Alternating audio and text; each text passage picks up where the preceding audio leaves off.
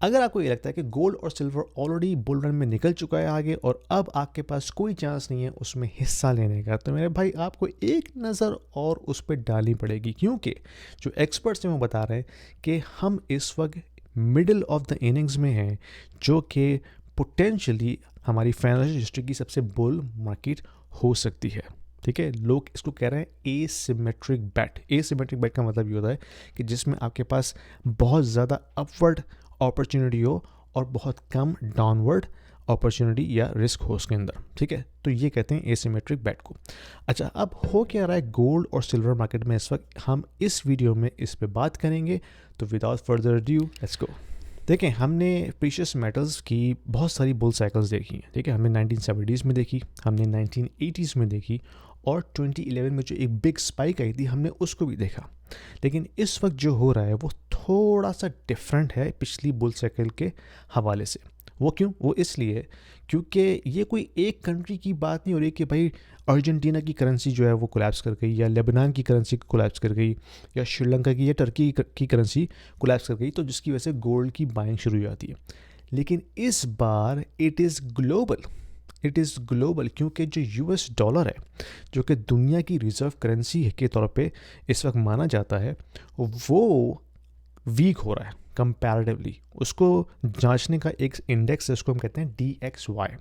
अगर आप DXY के इंडेक्स को देखें, उसका चार्ट निकाल के देखें, आपको नजर आएगा कि यूएस डॉलर रिसेंटली काफ़ी अंडर प्रेशर आ चुका है, और उसका जो ट्रेंड है वो डाउनवर्ड की तरफ जा रहा है। और इसके साथ साथ जो दूसरी करेंसीज हैं वो भी वीक हो रही हैं, और इसकी जो मेन वजह है वो बेसिकली ये जो फाइनेंशियल सिस्टम इतना लेवरेज हो चुका है कि गवर्नमेंट्स को मज़ीद डेट लेने के अलावा और कोई चारा नज़र नहीं आ रहा। तो जब मज़ीद डेट लेते हैं तो ऑफकोर्स करेंसी डीबेस होती है, and then it is like a self fulfilling prophecy. तो क्योंकि करेंसी क्राइसिस ग्लोबल होता जा रहा है, उसकी वजह से जो सेंट्रल बैंक्स हैं, जो बड़े बड़े सेंट्रल बैंक्स हैं दुनिया में, ख़ास करके चाइना, वो दबा के गोल्ड बाय कर रहे हैं एज ए न्यूट्रल रिज़र्व। यानी कि पिछले 50 साल में मैं देखा कि यूएस ट्रेजरीज जो हैं वो एक न्यूट्रल रिज़र्व के तौर पे अपनाई गई। ठीक है, अब हम देख रहे हैं कि उसकी जो परसेंटेज है कंपेयर टू गोल्ड वो कम हो रही है। तो सेंट्रल बैंक्स अब अपना ट्रस्ट गोल्ड पे रख रहे हैं कंपेयर टू यूएस ट्रेजरीज, जिसकी वजह से एक मैसिव बाइंग स्प्री हमें नज़र आ रही है सेंट्रल बैंक्स की तरफ से। लेकिन इसमें जो सबसे देखने वाली बात है वो ये है कि जो रिटेल सेल्स है वो इस वक्त गायब हैं। वो सिर्फ नेट सेलर्स इस वक्त बने हुए हैं, रिटेल इन्वेस्टर्स, जो कि बाइंग हो रही है ज़्यादातर वो सेंट्रल बैंक्स या बड़े बड़े इंस्टीट्यूशंस की तरफ से हो रही है। ठीक है, अब इसमें हमें देखना है कि यहाँ पे अपॉर्चुनिटीज़ हमारे पास क्या है। देखिए, अगर ये क्राइसिस रहता है, ऑफ कोर्स ये क्राइसिस ओवरनाइट तो सॉल्व होगा नहीं। जो करेंसी क्राइसिस डेवलप हो रहा है, ये जो डेट क्राइसिस डेवलप हो रहा है, फिर ये जो जियोपॉलिटिकल इश्यूज़ आ रहे हैं, रशिया के एसेट्स फ्रीज कर दिए यूएस और वेस्ट ने मिलके, तो ऑफ कोर्स जो चाइनीज़ सेंट्रल बैंक्स हैं, जो इंडियन सेंट्रल बैंक्स हैं, जो टर्किश सेंट्रल बैंक्स हैं, वो ये सोच रहे हैं कि यार जब रशिया के साथ ये हो सकता है तो फिर हम किस खेत की मूली हैं। तो उसी वजह से वो अपनी रिलायंस गोल्ड पे कर रहे हैं कंपेयर टू यूएस ट्रेजरीज। ठीक है, ताकि कल को अगर वो नोटी लिस्ट में आ जाएं तो you have something to hang on to it. That's the point.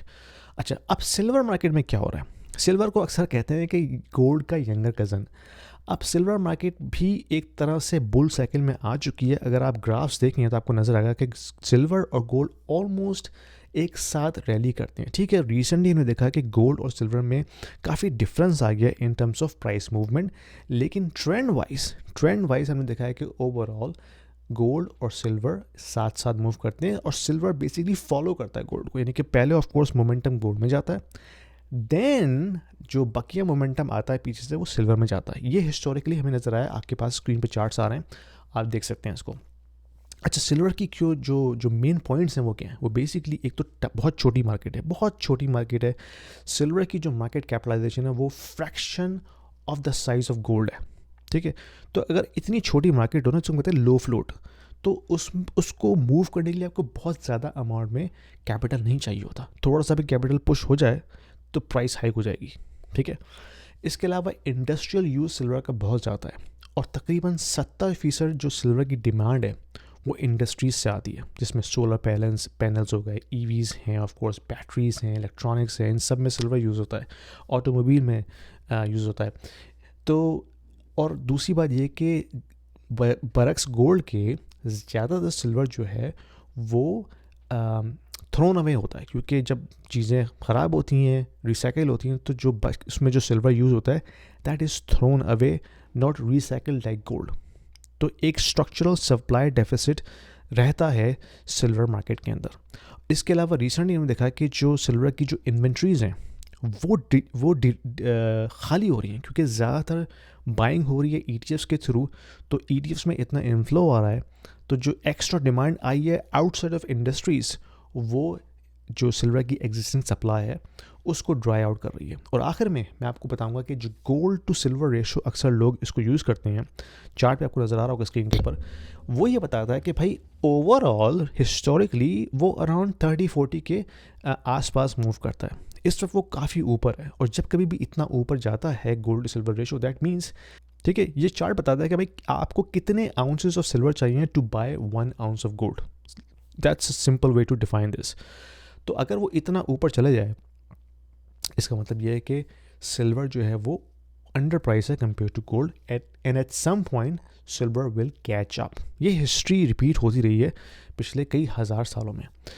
तो अक्सर लोग कह रहे हैं कि भाई सिल्वर की जो इस वक्त प्राइस है ना, इसके accordingly it is easily going to touch $100। और बहुत से लोग कह रहे हैं कि भाई माइक मलोनी टाइप के जो बड़े मशहूर गोल्ड बंगे, वो कहते हैं कि भाई अगर गोल्ड ने 10,000 हिट किया तो सिल्वर ने $500 एटलीस्ट हिट करना है।